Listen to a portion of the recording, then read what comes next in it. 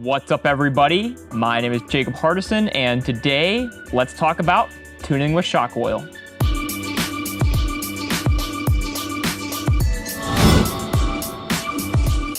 All right, so here we are back once again with our next installment of our shock tuning guide, shock tuning videos of our Let's Talk series. And the previous two, if you haven't already checked them out, does go over our front shock mounting locations and our rear shock mounting locations. So if you haven't seen those yet, definitely at the end of this video, go back, check those out. As of the posting of this video, it will be the most recent of our Let's Talk playlist. Now, before I dive too deep into today's discussion, I do want to let everybody know to wait till the end of the video because we have quite the giveaway, waffle, whatever you want to call it, that we are going to be hosting in lieu of the holidays. So be sure to wait till the very end of the video to check that out because I'll go over how you can win not one, but both of these two kits. Now that I've gotten your attention, we'll go ahead and we'll slide those down here and we will go ahead and go over today's video. So we're going to go over our shock oil tuning, kind of what to look for and what to do when you are at the track, kind of the steps to go through, and then of course go over what our shock oil will do. Now today, because of the style of video this is, there isn't going to be really like a great visual representation to do for this because I can't like just show you a bunch of different clear oils and make that make sense. So we're gonna go back to the old style where I'm sitting here in front of you guys and I'm going over what the tuning options are gonna do. So to jump into our shock oil tuning end of things here, we're gonna go over just kind of a general idea of what the stiffer, softer shocks are gonna do, and then dive a little bit more into what to actually look for when you are at the track.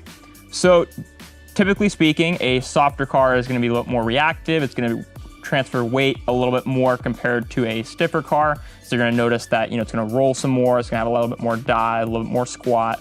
Whereas when you go to a stiffer oil, because it is not going to be able to move nearly as quick, you're gonna notice that you are not going to have as much of that dive, as much of the squat, or as much of the roll going around the track. Now, to kind of give a heads up for shock oil tuning, it's going to depend on quite a few different factors. The two super duper important ones definitely being temperature and grip level. And then I guess it's really three, but we'll talk about the piston end of things in a future shock tuning video. So I'm gonna mostly talk about the temperature and grip level things, assuming that you are just running the correct piston. So what is going to work on one track, of course, isn't gonna work necessarily on another track. And to dive into that, let's say the temperature outside is the exact same, but you are on a high grip track versus a low grip track. So on the low grip track, even though it's 80 degrees outside, let's say that you are going to run a 450 CST shock oil in the front and a 400 CST in the back. Just super duper general numbers, nothing that actually means anything necessarily. And you were to take that setup and go to a higher grip track. Now, even though the shock package is the exact same and the temperature is the exact same, because there's more grip, there's more force being generated, naturally, because there isn't as much slip, it's gonna be a more abrupt transition, I guess you could say. That lighter shock oil that worked on track A, that lower grip track, on track B, maybe it's gonna have too much squat and too much dive because the tires are going to have a lot more grip. So under braking, because the tires are gripping up more, it's going to want to dive more. And under acceleration, because again, the tires are gripping up, it's going to want to squat more. So it's gonna be very important to identify what type of surface you're on, whether it be a high grip surface or a low grip surface, because to get the same feeling out of the car on both those is going to take two very different processes. So on the lower grip track, just kind of give a recap. Lower grip tracks, generally you're gonna run a lighter shock fluid. Higher grip tracks, generally you're going to run a stiffer shock fluid. Now, to kind of talk a little bit more about specifically the front and rear end, we'll talk about the rear end first because it's gonna be a little bit more simple in the terms of you're still working on multiple axes in the back, but you don't have to worry about steering as well. You're just worrying about kind of more of that up and down motion rather than the steering plus the up and down. So in the rear, as you go softer, you'll get a little more weight transfer. So typically you're going to have a little bit more rear grip. And then as you go to the stiffer oil, you're not going to have as much weight transfer. So you'll have a little bit less grip. Now, to also give another heads up, there's going to be lots of heads up in this video. If you are too soft on a high grip surface or just on any surface in general, then as you come out of the turn, you'll kind of get what feels like a waggle. So the car is going to be super stable. It's going to want to swap sides a lot because it can't really decide what direction it wants to go because it doesn't have support. So it's important to note, just like every other change, that if you go too far one way or the other, that it could yield an opposite result to what you're actually looking for. Now the front end here, as you go to that lighter fluid, you're gonna have more of that dive, more weight transfer, so you'll have more grip in the front end. So you're gonna notice that you're gonna have a little more steering response, especially off power, because it's going to allow that weight to the front a little bit more. But the caveat to that, similar to how we were talking about our front links, it depends a little bit on what type of track you're driving on. A stiffer oil could potentially yield a faster steering response on a higher grip surface because it can't roll as much. It's going to put more force on that outside tire. But if you're running a softer oil, 9 times out of 10, you're going to get that more quick steering response. And if you're running a thicker oil, you're going to 9 times out of 10 get a more mellowed out result. So as you know, we went over kind of in that first initial talk here, the stiffer oil usually is going to be better on the higher grip surfaces, and then the lower shock oil is going to be better on the lower grip surfaces.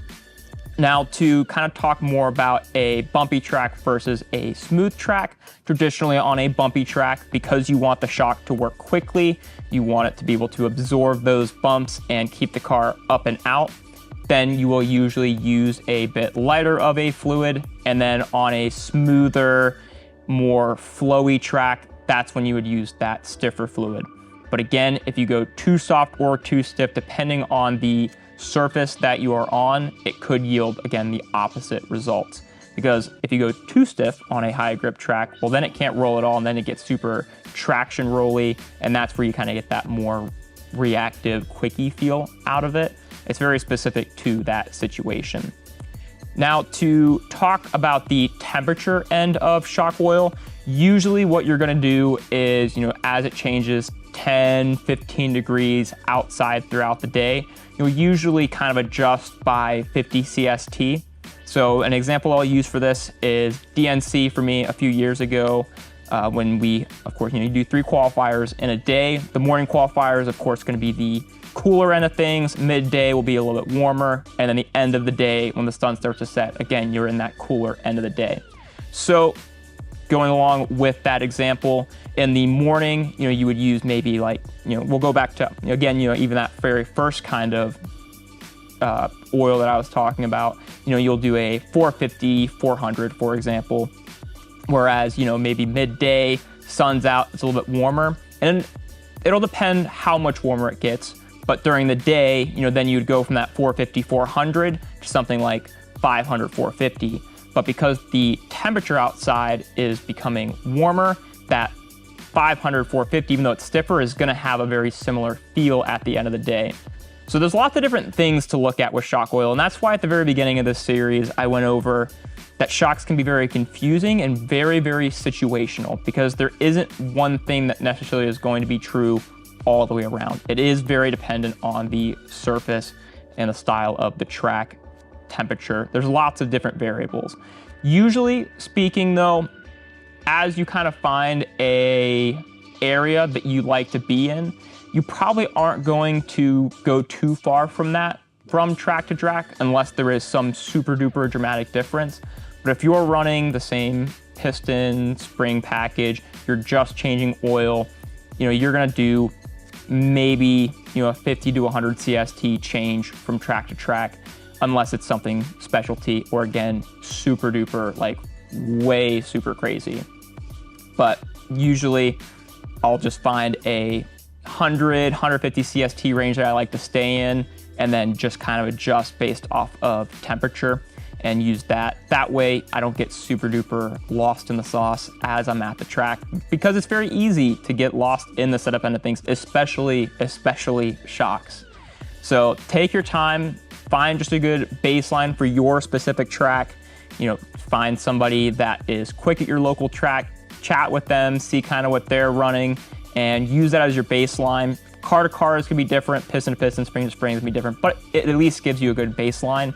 I do like to tell people that kind of like a 40 weight, 500 CST, 500 CST, just same oil front to back. That's a very good baseline to use because it's in that mid range for a lot of tracks, even with, you know, depending on temperature end of things. So it gives you a baseline to know, all right, am I too stiff or too soft? And then usually you're fairly close within that 40 weight area or that 500 CST area. So I hope that this has been helpful. I know there was a lot of information in this video, a lot to kind of retain because they are confusing. But if you have any specific questions, definitely leave them down below. I'm more than happy to get it all typed out. I know, just like every other video, it can be a little difficult sometimes because of just the amount of information that is coming out. So it's a little bit easier sometimes to be able to read it and also hear it. So definitely leave that down below if there's something specific you want me to talk about or kind of go over. But now that we've talked about our shock oil tuning stuff, let's go ahead and talk about our waffle. So I am very excited to announce our newest holiday waffle giveaway, raffle, whatever you prefer to call it, here at Adrenaline RC. This time up for grabs is going to be the TLR 22X4 Elite 4-wheel drive buggy kit and a TLR 8X/E 2.0 kit, which of course can be built as either a nitro or an electric 8-scale buggy. You did hear me correctly there. I very specifically used the word "and" because this isn't a one or the other winner here. This is, if you buy a ticket, you will win both of these cars if yours is selected. So with that being said, it is going to be $10 per ticket. It will be unlimited tickets on sale. So if you want to buy one or if you want to buy 50, as many tickets as you want. And then on December the 23rd, should be a Monday, we will go ahead and do the announcement of who is going to take home both of these kits. And then of course, we will get those shipped out to you if you're not local to the shop.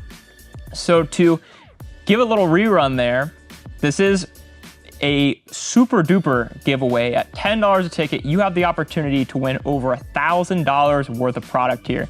I believe at the time of this video, this guy is $6.99 and this guy I believe is $5.79. So over $1,000 is up for grabs, and all you have to do is be the ticket selected on a $10 ticket. So I look forward to seeing everybody jump in on this. Definitely best of luck to you, and giveaway wise, we'll see you on December the 23rd.